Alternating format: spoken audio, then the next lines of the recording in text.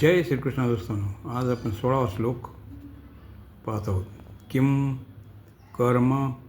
कर्मेति कवयोप्यत्र मोहिता तत्ते कर्म प्रवक्ष्यामि यज्ञात्वा मोक्षासे शुभात.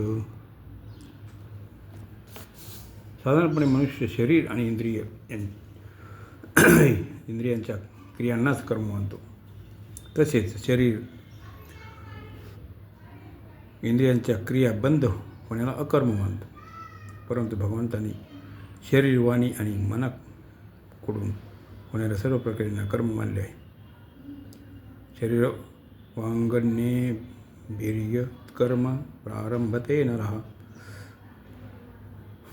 भावानुसारच कर्माची संज्ञा ठरते. भाव बदलला की कर्माची संज्ञा बदलते. जसे कर्म स्वरूपाने सात्विक दिसत असूनही जर कर्त्याचा भाव राजस आणि तामस असेल तर ते कर्म राजस अथवा तामस होते.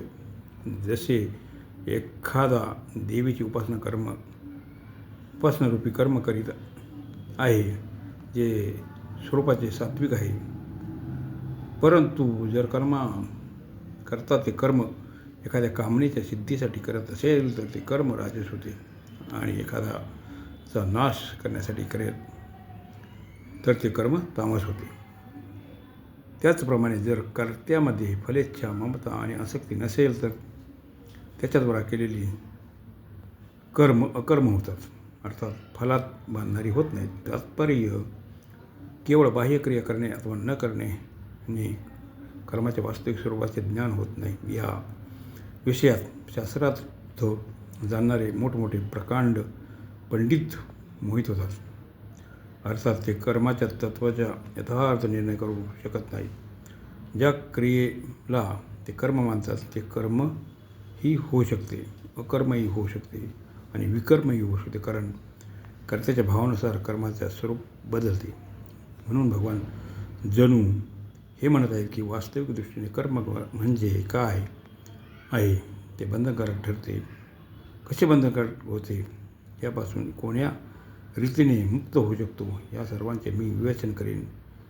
जे जाणल्यानंतर त्याप्रमाणे कर्म केल्यास ती कर्मबंधनकारक होऊ शकणार नाहीत.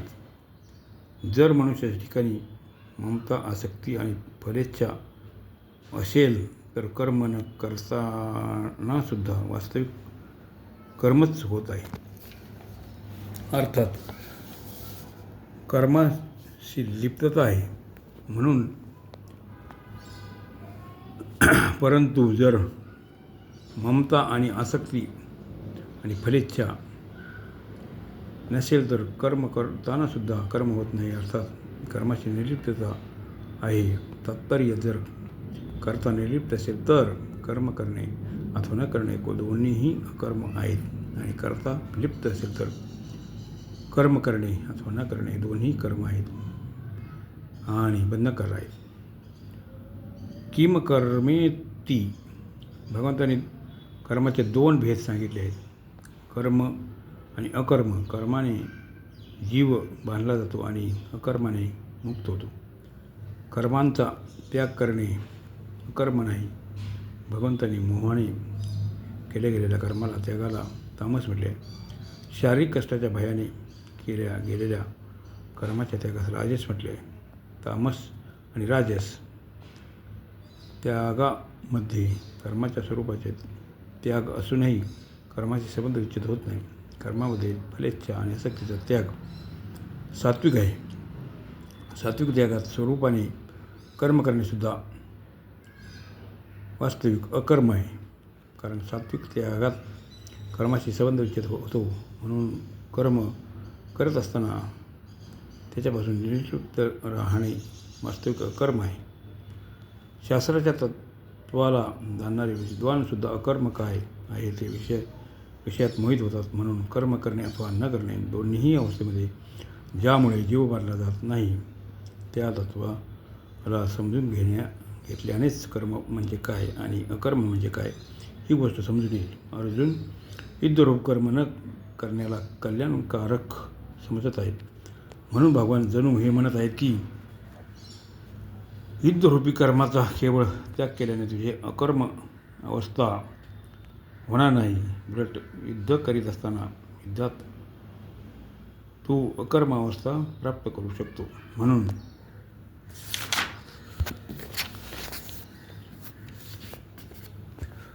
म्हणून अकर्म म्हणजे काय आहे त्यात तत्वाला तू समज. निर्लिप्त राहून कर्म करणे अथवा कर्म करीत असताना निर्लिप्त राहणे हीच वास्तविक अकर्म अवस्था आहे. कवयोऽप्यत्र मोहितः.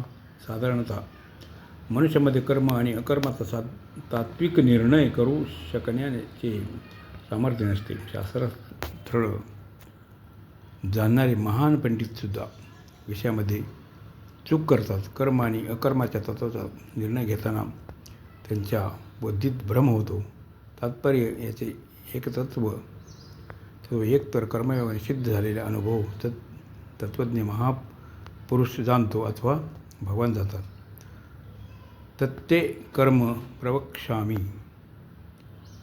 जीव कर्मानेच बांधला गेला आहे तर कर्मानेच मुक्त होईल. तेथे भगवान प्रतिज्ञा करतात की मी ते कर्तृत्व चांगल्या प्रकारे सांगेन. यामुळे कर्म करूनसुद्धा ते कर्म बंधनकारक राहणार नाही. तात्पर्य कर्म करण्याची ती कला तुला सांगेन. तू कर्म करूनसुद्धा जन्ममरणाच्या बंधनातून मुक्त होशील.